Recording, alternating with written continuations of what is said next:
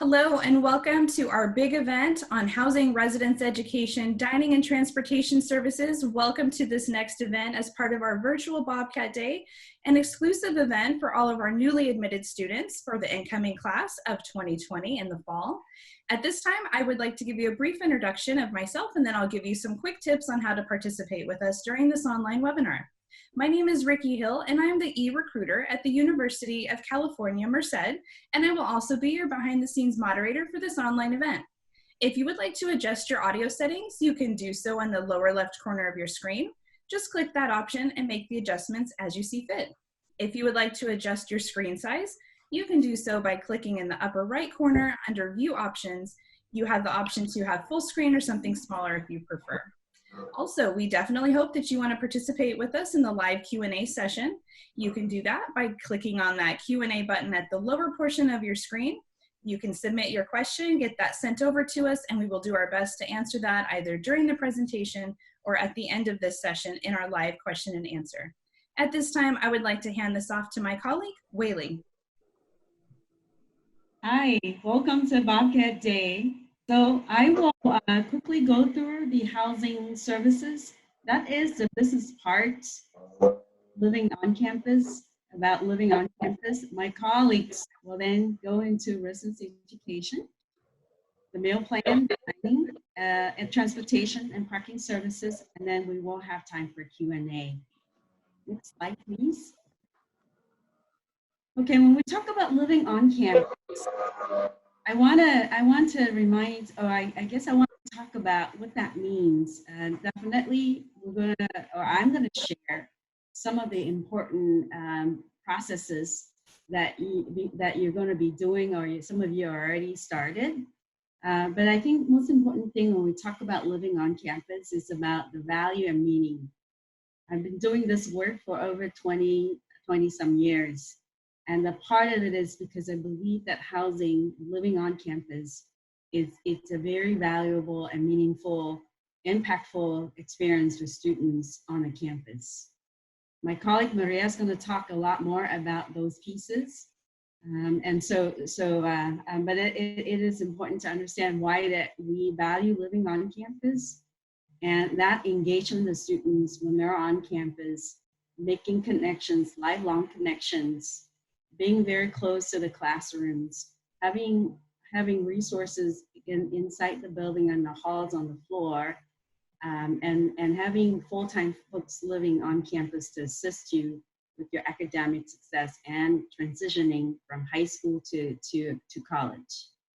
So that's the value and meaning that I think I want to put it out, because I think that's important of why we're doing what we're doing. Now, when we talk about housing processes, when you go into applying for housing, a few things that I want you to remember when we talk about housing, applying to live on campus. It's about living, learning communities, and how you pick that. If you have questions about that, that you can definitely reach out to me and my staff to help you out. The other popular questions that I get a lot is gender inclusive housing options. So it's also online. If you have further questions about that, definitely to let us know. And I listed the buildings that are available for first year students for gender inclusive housing option. What I want to say about that is that it is not a co-ed housing. It is an option for students who are looking for a safe environment and gender inclusive, right? And the other thing that I think students want to consider when looking for housing on campus is to look at room type. So you see on our website, we use the term room type. When you see that, that means, is it a single, a double, a triple, a quad? Those are the options that we have for first year students. However, the single room is purely, or most of the time, is used for students with housing accommodation needs, whether it's medical, physical, and other needs, other accommodation needs. So it's generally not available. You can ask in your housing application. And if you have the specific accommodation needs, the process you'll see on our website is that you go through student accessibility services. And that is how we will assign for a majority of those single rooms. The rest of it is first come, first serve, and mostly taken up by continuing students. And you can see here too, I listed a few, the big three types of options. Half Dome is a building with all quads. Mariposa, Tuolumne, they're all triples with shared, with suites, bathrooms. So it's like 3 people on one side, the other 3 people on the other side, and then there's a shared bathroom in the middle. So it's like Jack and Jill, we call it at suite style. And on South Campus, which is the new part of campus, we call it 2020 sometimes, but it's South Campus. All the buildings, all the 4 buildings on South Campus are all mostly doubles with a few triples and definitely fewer singles for accommodation of students with accommodation needs. Next slide, please, Ricky. Okay, so as you get into the housing portal and apply for housing process, you see the housing preference form.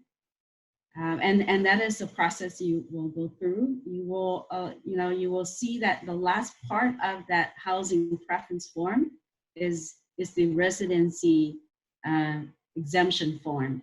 So for those of you who are within 45 miles radius with who wants to live with family instead of on campus, you will still need to go to the housing portal, go through the housing application. The last part of it is the housing residency or residency exemption.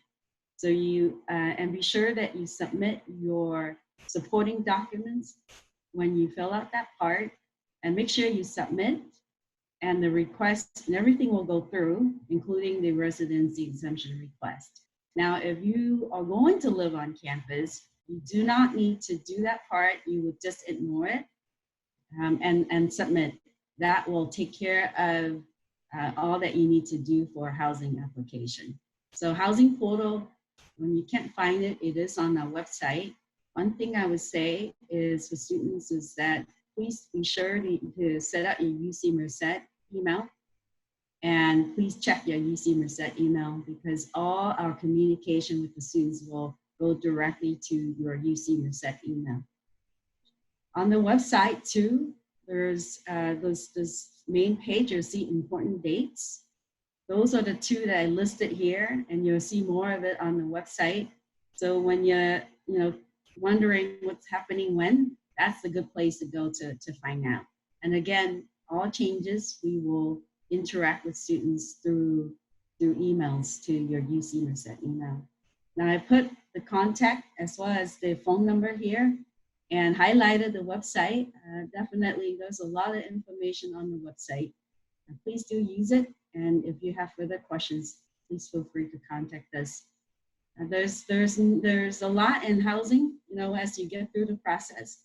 So this is all I'm going to highlight, and I'm going to turn into my colleague Maria Rosales to talk about what it means living in the residence halls on campus. Thank you, Eileen. My name is Maria Rosales. I'm the Associate Director for Residence Education and Living Learning Communities on campus.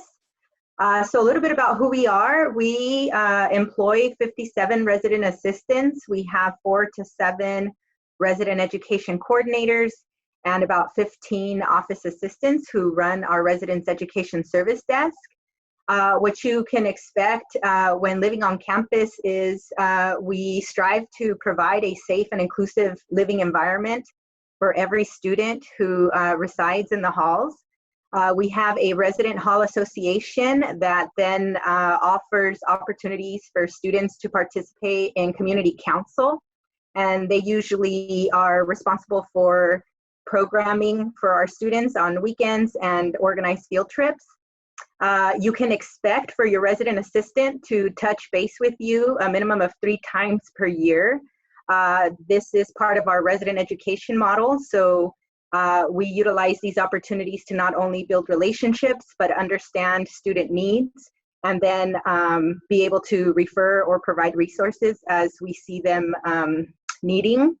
And a big part of what we do is really building community and a sense of belonging on campus. And so the majority of our work is really engaging students, keeping them informed and making sure that they're safe, well, and are working towards their success, whatever their definition of success might be, for their first, second, third, and fourth year on campus.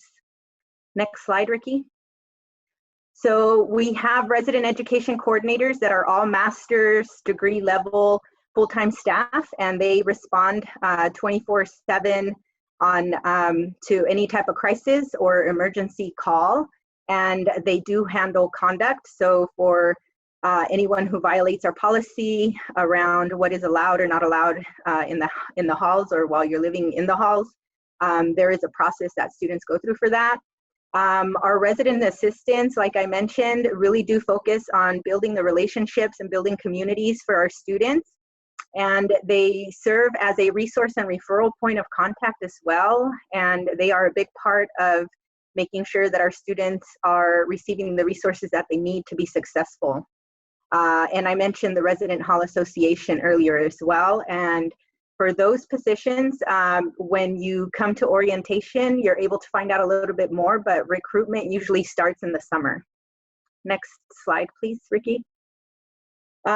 What you can expect from our Residence Education Service Desk, we have our office assistants who not only welcome our student and families, but they also, again, provide resources and referrals to other services and programs on campus for students. We process mail and packages there as well, and we issue keys. We also help students out when they get locked out and need a temporary key. And in general, it's a space where folks can come and ask questions. And so we try to direct them towards the right and appropriate folks, depending on their need. Next slide, Ricky. So something that I really want to highlight for you all today on Bobcat Day is our living learning communities.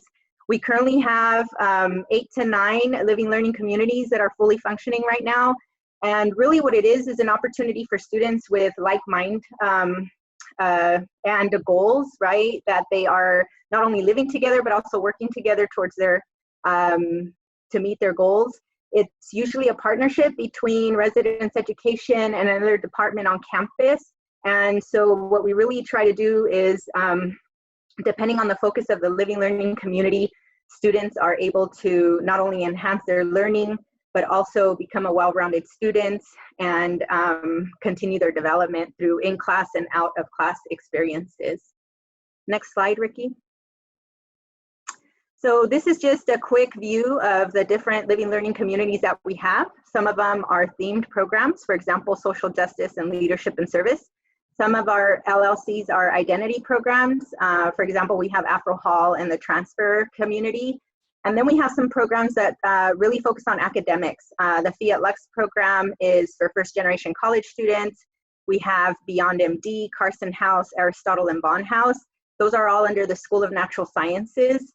And so those are just a few of the options that are available to students now. Go ahead to the next slide, Ricky. So if you're interested in a living learning community, how can you go about selecting one? So when you're filling out your housing application, you will come across a section that asks you specific, maybe a couple questions regarding what you would like to experience as far as a student on campus. And one of your options is selecting up to 2 LLCs. Students will then be contacted. If you selected an LLC, that list will be provided to our program manager, and they will be contacting students to let them know if they have been selected to participate in the LLC or not. Next slide, Ricky.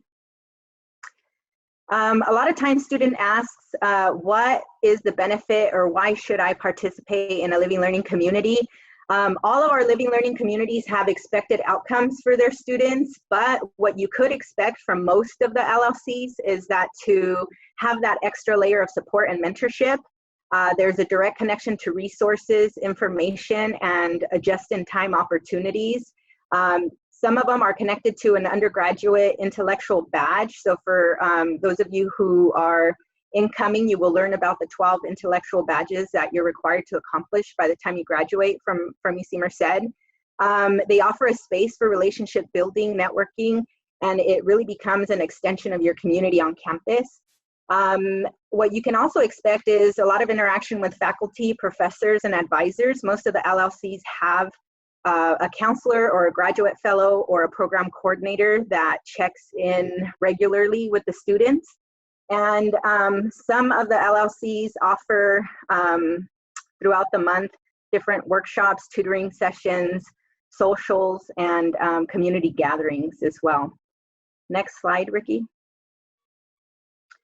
You know, a lot of times students ask, you know, what am I expected to do, or what am I expected to accomplish as being part of an LLC?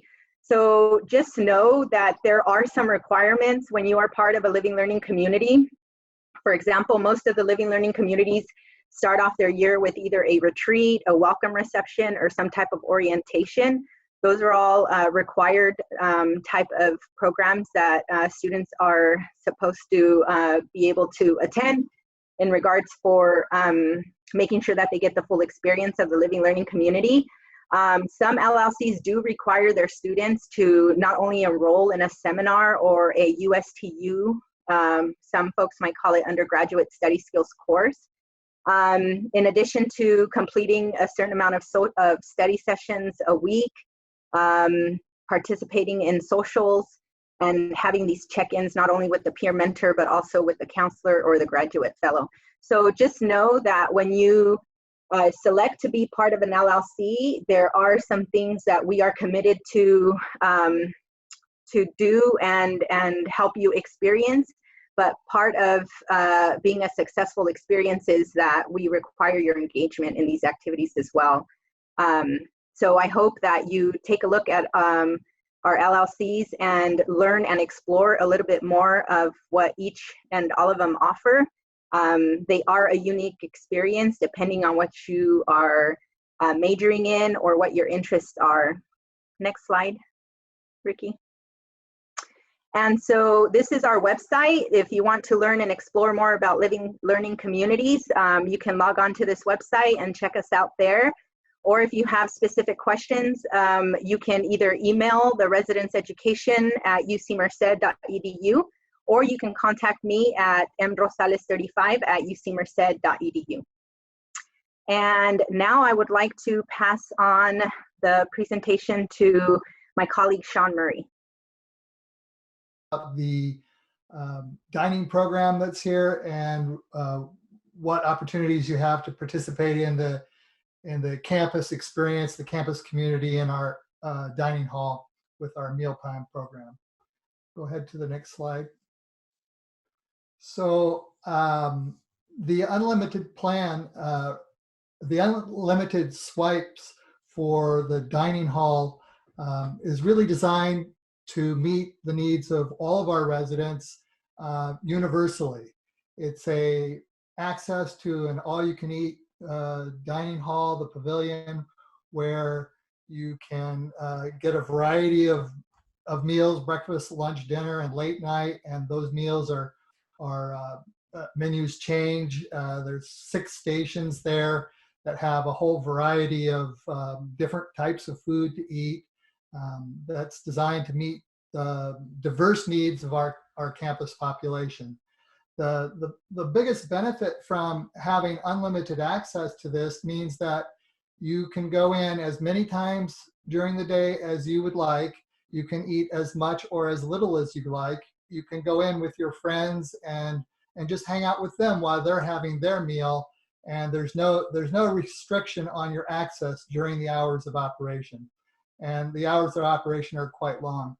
So it's really a place where you can get all of your nutritional needs met according to what how your body works, how your lifestyle is, according to your own metabolism, and allows you to participate with your classmates. A lot of friendships are cemented and made in the dining hall as well as in the classrooms and in the living and learning communities.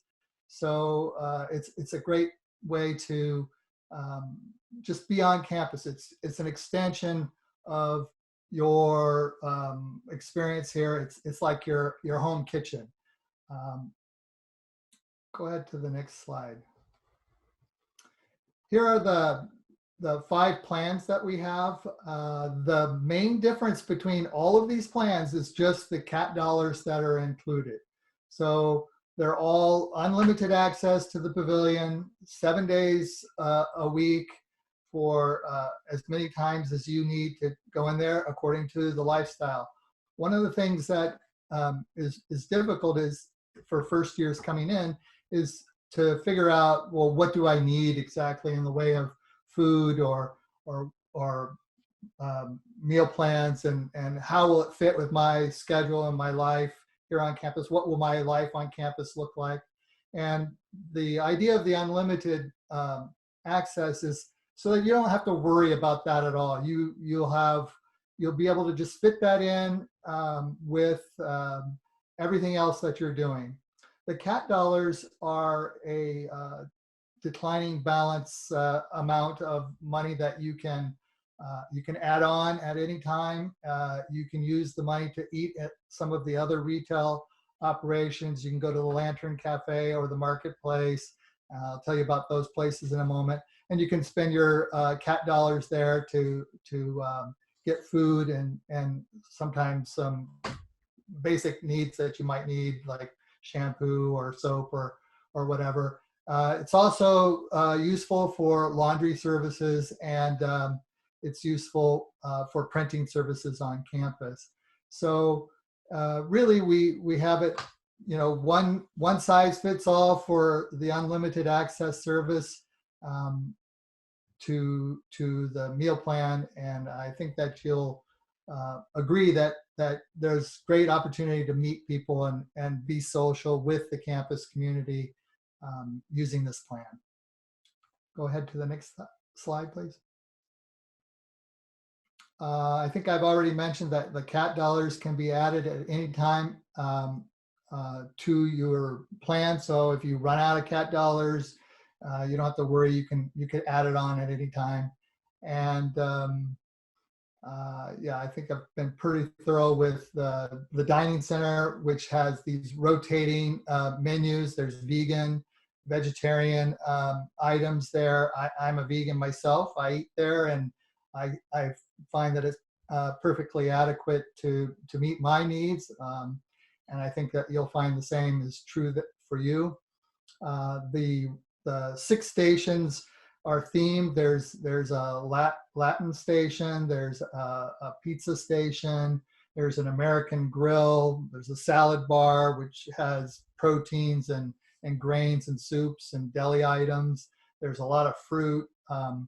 There's Lake Walk, which is our Asian fare. And all of these stations have rotating menus that change from day to day and from meal to meal. The rotation runs through 4 weeks, so you're not likely to see the same thing all the time, although we do put the most popular things out frequently. So next slide, please. As I mentioned before, we have the Marketplace, which is a convenience store located in the Summits area. It has snack items and beverages, and you can use your CAT dollars, cash or credit card to purchase items there and take back to your rooms. The Lantern Cafe is in the library, and it's a little coffee shop place. It has some food, ready-made foods there, and snacks and that kind of thing. And you can get a coffee beverage and go off and study. There's a nice space there. Again, it's a community space where you can hang out with your friends or meet new people. Go ahead to the next slide. One thing I want to be sure of to tell you to do here on Bobcat Day is we at the dining services are very open to engaging you and your ideas about menu or dietary concerns, or just making sure that you're getting the service you need and the kind of things you need. The chef whose email address there, Chef Mitch, is really open to having suggestions come at him. If you have a favorite dish that your family makes and you're not seeing it on the menu there, you can suggest that. He really loves that kind of thing. And we'll also set up time to meet with you and show you around the dining hall, and one-on-one or with the chef or with the managers to just, if you have, like, for example, sometimes vegans don't know how to find what they're looking for there, or vegetarians, or some of the other special diets. And we're willing to meet and just kind of show you how to discover what's available and what you can do to meet your needs. So I encourage you to always, if you have any questions or concern, email us at thedining@ucmerced.edu. And definitely check out our website, where we explain the meal plans and the CAT dollars and everything in detail in writing. There's a frequently asked questions section there, and that anytime we get questions, we'll by email we'll add the question and the answer to that section of the website, so that it's pretty much going to answer all your questions. But if you don't find the answer there, definitely email us. I get the email, and so does our executive chef and all of our management team. The new director of dining services, who is coming and will be here next month, or in a few months here, will also be receiving those emails. So you have a direct line to that experience and that service. I think that's everything. So I'm going to turn it over to my colleague, Karen Groth, Director of Transportation Services here on campus. Thank you, Sean. Hello there, and welcome to the virtual Bobcat Day here at UC Merced. My name is Karen Groth, and I'm here to share with you the services that we offer to our Bobcats pertaining to parking and transportation. I'll start with parking. On campus at UC Merced, we have a restriction that we do not have on-campus parking for our freshmen. However, we do offer a freshman exception. And if our freshmen meet one of the criteria shown here, if they're active military, if they have a health or mobility issue, if they're caring for a loved one, a family member that needs medical assistance, if they have a job that's not currently located on one of our existing CAT Tracks routes, or if they're commuting to campus daily from outside Merced County, they can apply for on-campus exception parking. That application will be available at the start of August, so they can watch for that if they meet one of the criteria. Next slide, please. On to transportation services. Our Bobcats will be issued a Bobcat CAT card. This card is important in order to ride our transportation services. They have to show this to the drivers when they're boarding in order to ride. Our services include an online live shuttle tracking, and it's a mobile application for arrivals, occupancy, and text push notification messaging. Our services provide connections throughout Merced County, including grocery, banks, medical facilities, various eateries, Target, retail, the mall, and entertainment downtown. It also provides connections to our Amtrak station in Merced as well. Next slide, please. Other transportation choices available for our Bobcats include Zipcar. Zipcar is a share the ride transportation application where our Bobcats would book their reservations online or by using their cell phone. The membership fees are $15 a year, and the students must be 18 years or older to be eligible for the service.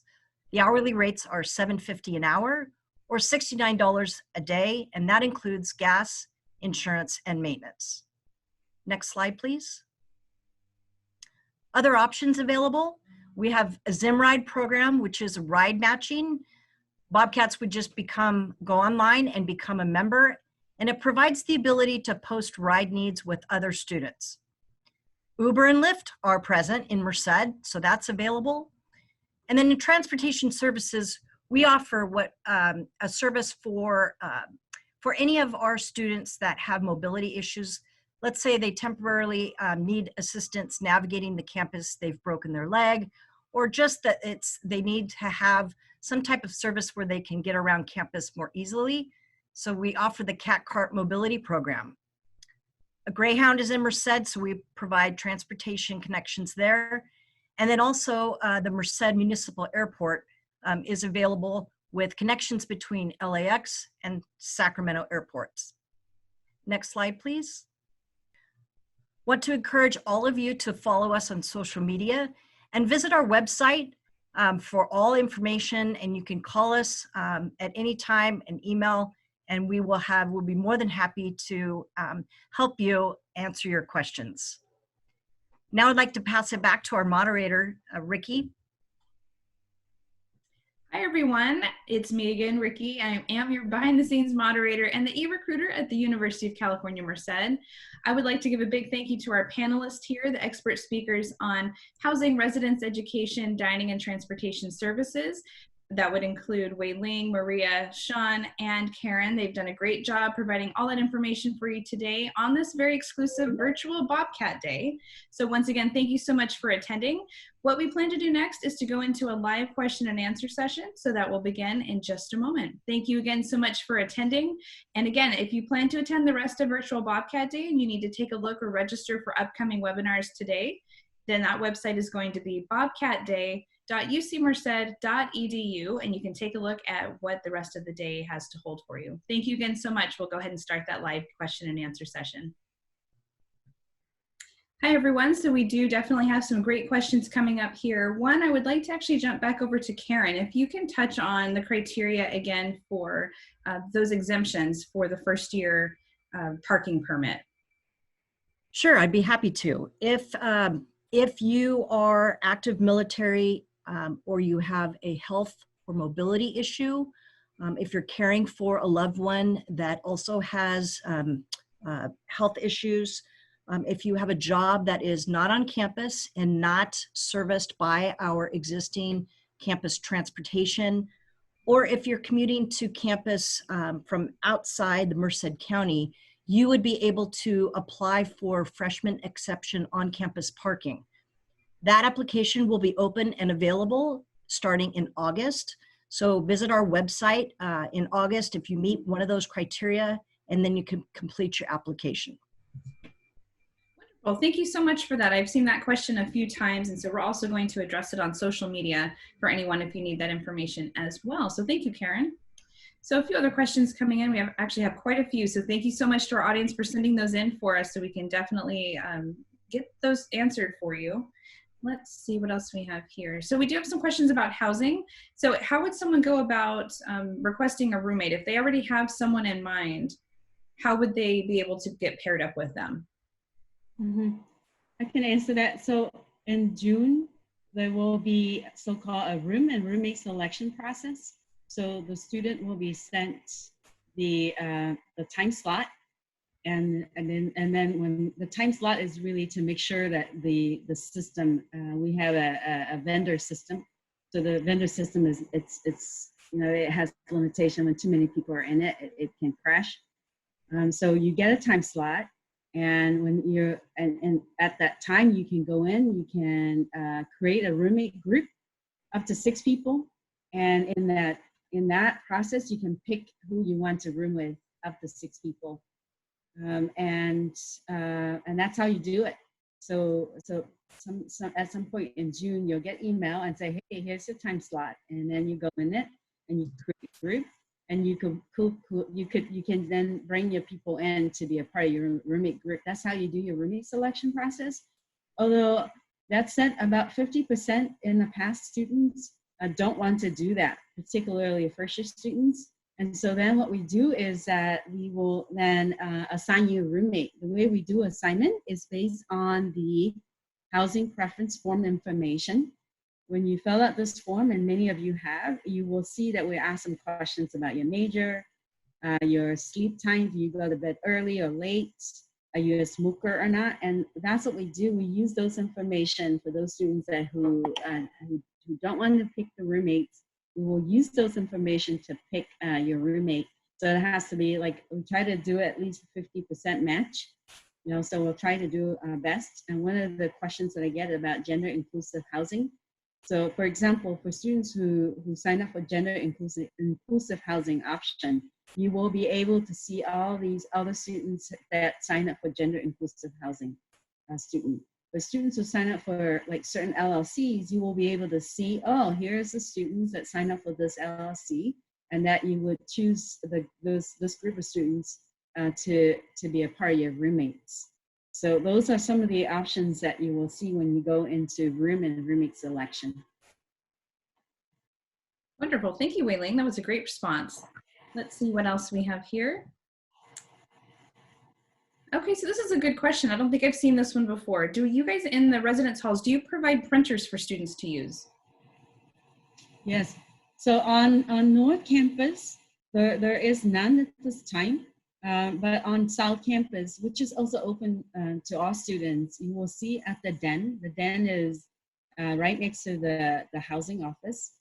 There is a little computer lab that you can use. And then there's the other one in Tenaya. And it's computer lab in Tenaya is used by the Summit, Tenaya Half Dome Cathedral students. So they're open to all students to use. That's on the North Campus. On the South Campus, where the new buildings are right now, we don't have any of that option where where you see a little computer lab. But you can walk probably about five minutes to the South Campus to the computer lab to do so. And right, Maria, I think it's at the Den. It's 24/7 at the Den, right? That's correct. As long as they have their CAT card, they have access to that Den. Great, thank you both for that. We have a question coming in that's regarding the LLCs. So one person is asking, do the LLCs give course credit? That they have heard that other UCs do offer 1 credit for the LLCs. Yeah, so some of the LLCs offer 1 unit credit for a undergraduate studies or seminar course that they're all required to take as a cohort. This seminar is usually aligned with the focus of the LLC, so it's not an academic course per se.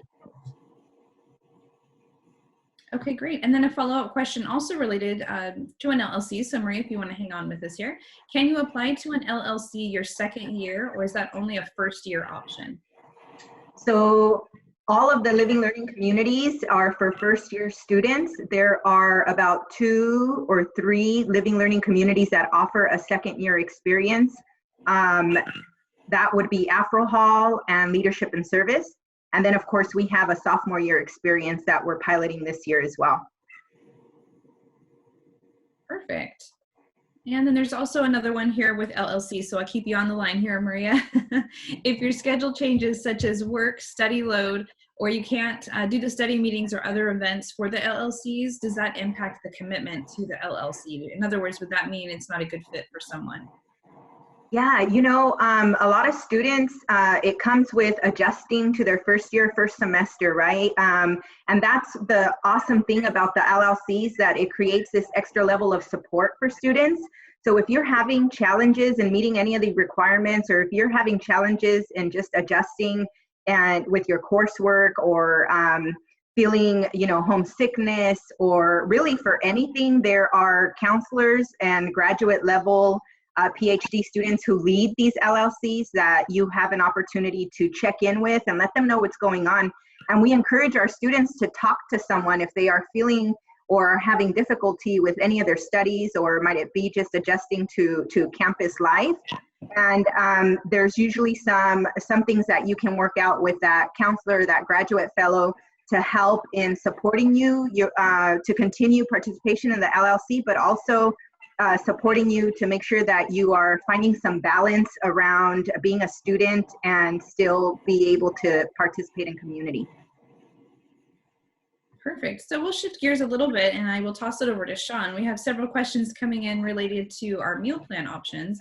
This particular question, they're asking if they're allowed to bring food from the dining centers back to their room.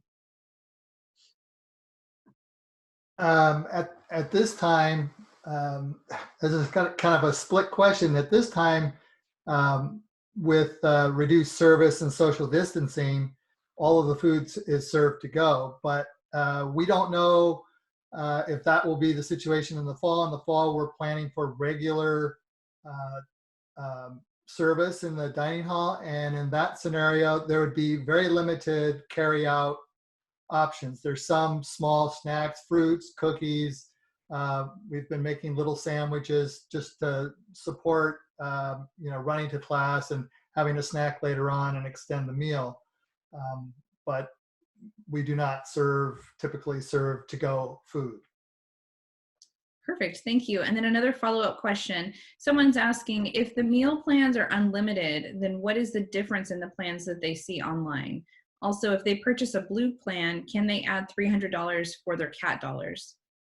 That's a great question. The main difference between all of the meal plans right now is the number of CAT dollars, and that's kind of a lifestyle question, whether or not you think you're going to need more CAT dollars to use for eating in other retail locations like the Lantern Cafe or the Marketplace, purchasing convenience items there, or for printing services or laundry services. And it is true that you can add CAT dollars anytime throughout the year. You can go to the cashier's offices, or you can log into My Bill and add CAT dollars, and that will be and pay for it with a credit card. So you always have that option to add more. The CAT dollars also, I know there's some questions about, do they roll over and how does that work? And the CAT dollars definitely roll over from semester to semester. They stay with you until you leave the university. And at the time that you leave the university, you can request to have your any balance on your CAT dollars returned to you. So they're just used like cash, and they're convenient for on-campus purchases and the like.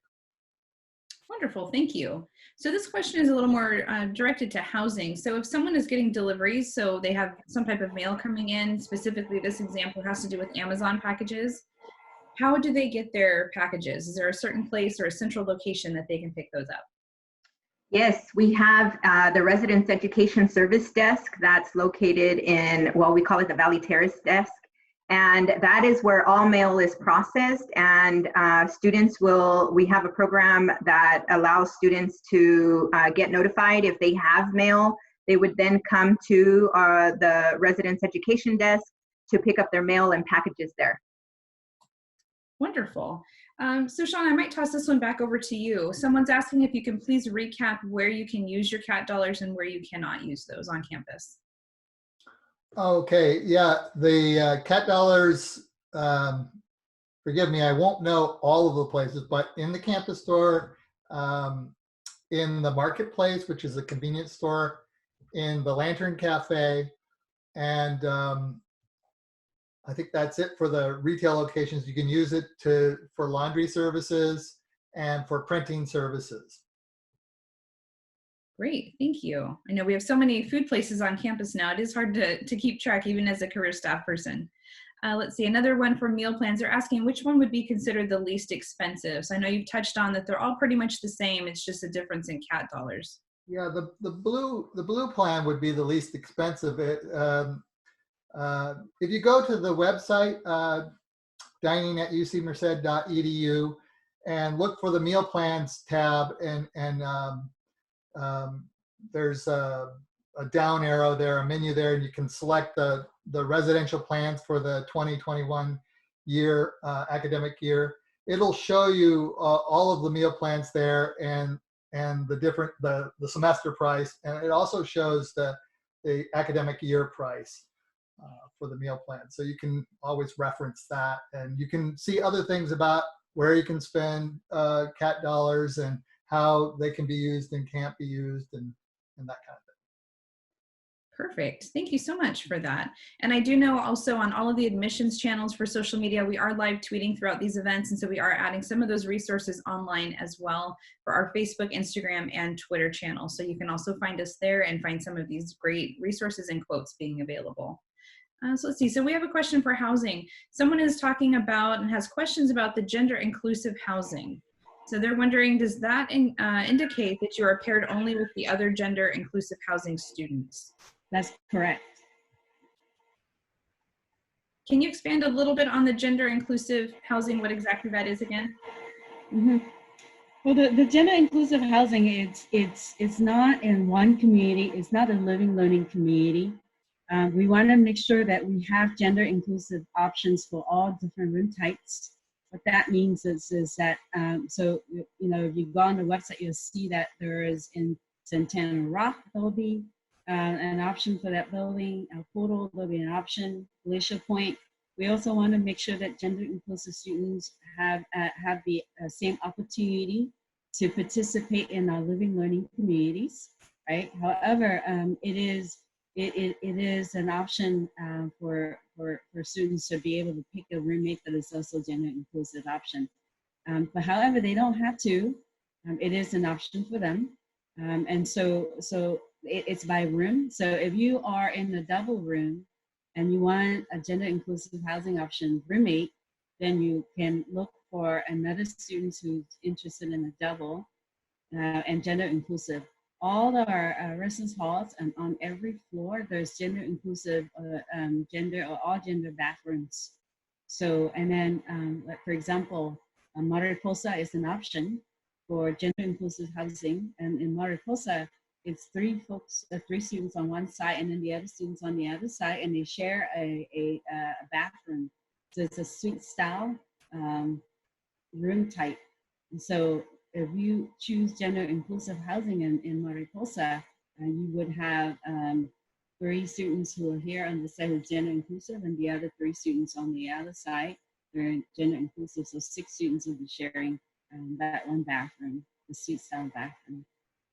Perfect. So I know we have a few other questions I've seen come in, so we'll stick with this topic for just a moment, if you don't mind, Wei-Ling.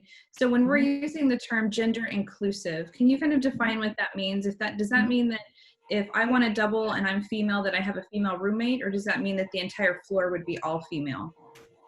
No, so gender inclusive is that you can pick a roommate regardless of the gender, right? And so we have this option generally for our students who are looking for really a safe space in the room. For example, I have students in the past that are transgender students that really are in transition and really looking for a safe space in the room. And so that's one option for them. Also, you know, we have LGBT students who really want to look for a roommate that can be supportive of them as an LGBT community. And so that they can choose that. And definitely we do have students that come in with a friend who's a support for them. And they want to choose their friend, maybe a different gender, as a roommate, and that option is available. So gender inclusive is that you could be a male, female, or gender neutral, and then pick your roommate based on as a part of your option for gender inclusive. So those options are available basically. What I try to say to students is that this is not a co-ed housing. This is not this is not an option for somebody who, for example, just wants to live with the boyfriend they're dating now. Okay, perfect. Thank you so much for that explanation. I think that really did touch on and answer a question from one of our viewers. And I did send them actually a message as well. So if they have more questions, or if anyone else that's on with us has more questions, they can definitely reach out to housing for a little bit more on that. So sticking with the housing topic in dorms and residence halls, what type of items can students bring with them? So for instance, toasters, water kettles, mini refrigerators, microwaves? Mm-hmm. So each room is allowed to have so-called a micro fridge, a microwave, and a fridge. And so when students are assigned, you do want to talk to your roommate so that we don't end up with with more than one in the room. And the issue is the electrical use. So it's each building is set up with so much electrical use. And so that's the limitation. We have made some exceptions in the past with students who may have medical needs and they need a special fridge for certain things. Definitely reach out to us with those special needs or questions that you might have. So generally, what students can bring in the room, keep in the room, are we call fire safety. So anything with open flame, like what do you call it? Those little cooking thing where the hot plate. We allow that because we need to make sure that that it's not causing fire. Toaster tend to be a question that students ask. We say no. For the room, and as a housing person, I definitely have experience where toaster got pushed into under the bed when students in a rush to go to class and cause a fire, right? So don't bring that. We say don't bring that. We will have a list of it for you at orientation. We will also have that list sent to you when we send the housing assignment, and it is also on our website. The thing that the toaster, I think it's one that I get asked a lot, like the hot water, the little hot water kettle. Those things, generally, we have them in our kitchen. Each community has a kitchen, a designated kitchen. Anyway, each community has a designated kitchen area that they can use. And we have those things in the kitchen area generally. So, we have toasters in the kitchen. And so if you really need a toaster, that is where you can find it, but not keeping them in your room. Perfect, thank you. And Maria, I'm seeing quite a few questions come in just for general questions on LLC. So just to wrap us up here, we only have a few more minutes left. So would you mind touching on the different LLCs that we do offer just briefly? I know we had a slide on that earlier. If you could mention that, that would be helpful. Yeah, so we have, for first years, we do have a Leadership and Service LLC. We have Afro Hall LLC, and Leadership and Service focuses on identifying not only your leadership skills and your leadership style, but also they commit to learning about service and how service can be transformative for the student experience. Afro Hall, they focused on, it's for anybody who wants to explore the African diaspora and what Black means, right, in contemporary and history America. We have Bond House, Carson House, Aristotle House, and Beyond the MD that are all under the School of Natural Sciences. Beyond the MD is for students who are looking to be in the medical field, however, they do not wish to be doctors. So I believe Carson House is focused on sustainability and how we can become a more sustainable world, or how students can identify ways in their lives to be more sustainable. And the Vaughn House is more for, I believe it's leadership and education. They have multiple opportunities there that focus on how to solve problems. So regardless of the major that you are, I did see some questions there for that students are asking if they're an engineering major, can they participate in the Fiat Lux program? And yes, these LLCs are not in any way specific to any major. You can be an engineering major and participate in leadership and service. The Fiat Lux program is the only program that is by invitation only, and that is for first generation college students. We have a transfer LLC as well. So for students who are transferring to UC Merced and are looking for community and kind of like a jump start to their time at UC Merced, since it is only 2 and most of our transfer students want to get connected to faculty, they want to get involved in research, and they want to be involved in leadership opportunities. And so being part of the Transfer LLC is a way to do that. So that is kind of like an overview of our LLCs. And I think the most important thing to know about an LLC is that you are receiving an extra layer of support regardless of the major that you are pursuing at UC Merced. And it's a great way to meet people, build relationships that are lifelong lasting, and also just kind of have extracurricular activities and events where students can enhance their development through being a student here on campus. Wonderful. Thank you so much for that very comprehensive response. That's really helpful. So at this time, we are getting really close to our wrap-up time, but Karen, from Transportation Services, I want to give you just a second if you'd like to talk about the cat tracks option that students have, and I believe I understand that to be something that will connect with the city buses as well. If you can give a little information about that option. Sure. We have two types of fixed route service. We have our campus transportation, which is our CAT tracks, providing connections, as mentioned previously, to various hotspots throughout the community: Target, Walmart, the grocery stores, banks, Merced Mall, etc. And then we also have a partnership with our local county transit authority, and they provide one route out to campus as well. And that also gives our students connections to other routes serviced by our transit authority. Fantastic. All right. Well, we do have just a few minutes left. What I'd like to do is give each of you an opportunity to kind of just give maybe a final statement regarding your area, since this particular presentation covered quite a lot of ground with housing, residence education, dining, and transportation. So let's start with Wei Ling. If you could just give a brief kind of a summary of what you'd like to leave folks with today. We do have about 2 minutes left in our session. Well, I would say housing at ucmerced.edu and 209-228-2293 is a quick way to get our help, and we will respond to you as soon as we can. And so, and if you need to felt like to want to talk to me, parents, definitely use that to reach out to me, and I'm very happy to talk to you. Even after hours, I know that I have after hours, after 5 p.m. office hours right now, it's all phone calls because of COVID-19, but feel free to reach out. We are here to support you. And this housing experience it's about building the community, building a space for you students and for, to be successful here at UC Merced. So we're really definitely ready and happy to see you. Hopefully COVID-19 is not going to stop us from doing that. But I look forward to meet all the families and students here on campus. Great. Thank you so much, Wei Ling. We do have about a minute left. So if Maria and then Sean and Karen, if you all have a few things you'd like to say in the last 60 seconds or so.